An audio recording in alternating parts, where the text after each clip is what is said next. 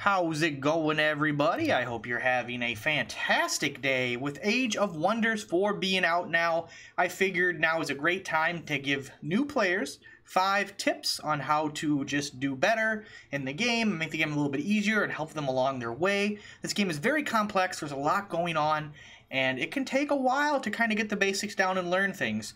So my first tip for you that I have is focus on getting food production and gold as high as possible. Now, what do I mean by that? Well, we click our starter city here, and you can see we have food, production, and gold as resources along with a bunch of others.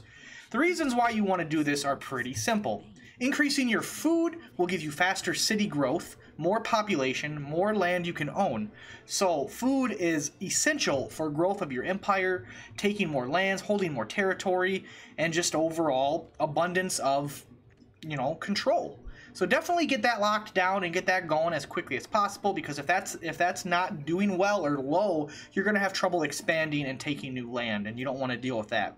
Now, production helps you build faster, which will generate more resources and make your cities more powerful and just allow you to get armies out faster and, have better units faster.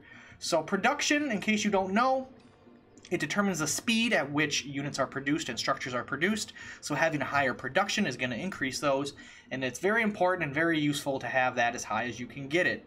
Now, the last one, gold, it seems pretty obvious. Obviously, you want more gold.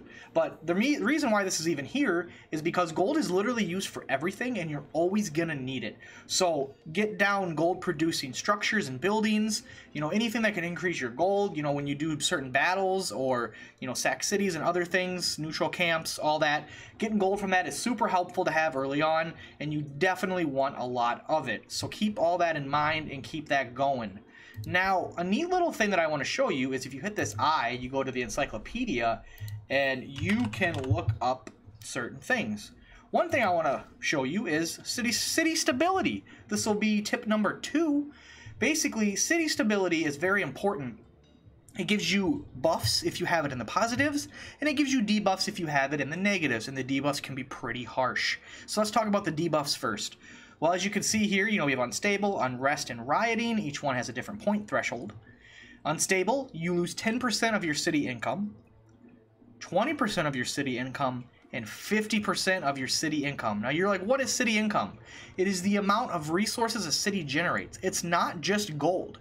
You would look at that and think, well, it's just gold, right? No, it's all resources a city produces. That's food, production, and gold. So you're going to be hit really hard if you let this get really bad. I don't think you'll get it down to rioting, but you could hit unrest, and you for sure could hit unstable. So hitting these is bad. You don't want to do it. Monitor it. Make sure you build the structures to increase it and do what you got to do to maintain it and keep the people happy. Now, the good side is we have stable, orderly, and harmony. Now, these are going to increase income. So as you can see, 5%. 10% and 15%. Not as great as the negatives, but even a 5 or 10% is still going to be noticeable and it's still going to be helpful. So do keep this in mind. I found myself not really paying attention to this early on, and that's why I kind of wanted to bring it to people's attention that this is kind of important, and I wasn't really aware of it too much and really what it did. So keep your stability under control and you will have an easier time for sure. For the third tip, I want to go over movement costs and moving on the overland map. Now, it's something you might not really consider or think really anything of because, it's not really going to affect you too much. But if you're really trying to get the most out of each movement and get to a resource quickly, or, still be able to move and attack an enemy camp, or if you're chasing, an enemy player, an AI, and you want to take out their main stack and you need to pick the best movement possible to get to them or to get away, it does help you. It does help you. So let's just look here. If you hover over a square or a hex, it'll tell you the cost. Fertile plains are 6. Hover over here, a forest, that's 8. A road is 5, the beach is 4, and there's different types of terrain all over. So you just got to kind of look around and realize what you're going through and how to get to it. And basically, obviously, the lower the movement cost, the better. If we move through these sheep, it doesn't matter. There's still a fertile plain, it's just there. This is a fertile plain, even though it's an iron deposit. So even though there's nodes or resources on top, they don't cost more to run through. They cost whatever the tile is underneath. So keep that in mind when you're trying to do it. Obviously, water movement is going to depend, you know, on your boat and stuff. But overall, if you're trying to like min-max and get, you know, effective movement and get to places a turn sooner, or chase down certain enemies, or get to certain locations, this is very valuable to keep in mind, and it'll help you long-term throughout the game. So do keep in mind terrain, movement costs, and kind of have them in the back of your head there. The fourth tip I have, while it is a little simple, it's still very important to make sure you're paying attention to it, and that is research. You click your little thing up here, no research set. You come in and you have a choice of 3 research options. Now, if you look at these, you know, it tells you the time to research them, what they are. You can hover over it, see what it does. If none of these interest you, do keep in mind you can shuffle research for 20 mana. I believe, yeah, it's called mana. I didn't make sure it was called mana. I don't know why I thought it was something different. But yeah, you shuffle for the mana and you'll get new ones. Let's see what we get. As you can see, we got different ones. And you can keep doing this. Now, is it, you know, a viable thing to do? You know, maybe once in a while, but 20 mana is considerable. You know, I mean, some of these spells you can cast for just as much, if not less. So do kind of be careful with how often you shuffle, but if you do see nothing you like, it's always okay to do it, especially because, look, I'm getting 22 mana a turn, so I mean, it's just taking away a turn, which isn't horrible, but if you're making less mana, it can become a little bit, you know, less of a choice.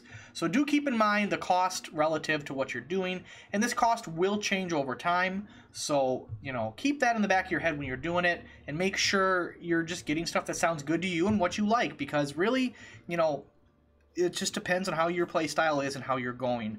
So always research and shuffle if you need to. Very useful stuff indeed. And that brings me to my 5th and final tip, and that is get a second army or a second stack as soon as possible. Now, you're not going to be able to do it very quickly, but you should do it as soon as you can. As you can see, you know, I have a unit coming up next turn. I got another one queued for 4 turns. So it's going to take a while early on to get units out. You're probably not going to have a second army till turn 20, even closer to turn 30, depending on what's going on, if you want a hero to lead it and stuff. So it's just so useful to have, because as you can see, the maps are relatively large. You know, this is just a smaller map, honestly, and look how big it is. So you're going to want to get around the map, and that's not even counting the underground area that you're going to want to explore. So you're going to want a second combat-capable army. Obviously, having a scout always, or a couple scouts, is super useful, but you can use your army to explore the map and check new areas, so there's nothing wrong with that. But generally, you're going to have 1 or 2 scouts exploring, and then your armies are going to fight whatever they spot or conquer or do whatever they see. But at the end of the day, a second army is almost essential, and the sooner you get it, the better. So hopefully these tips helped you guys out. I know they're not the most crazy tips, but they're very basic, just very general, and it's to help new players get in the right mindset, figure things out, and, you know, get going with the game. Look forward to more videos on Age of Wonders to come, more tips, more tricks, advice, you know, all kinds of stuff. There's a lot to this game, a lot going on, and it can be overwhelming, and your first couple runs are probably going to be unsuccessful, or you're going to be save scumming and reloading a lot just to progress and trial and error, and that's totally fine. So, you know, if you guys like what you saw and you want to see more, let me know down below. Any questions or comments you have about Age of Wonders 4, I'd be glad to answer them and try to help. And as always, thank you guys so much for watching, and I hope to see you in the next one. Until then, later guys, peace out, have a good one.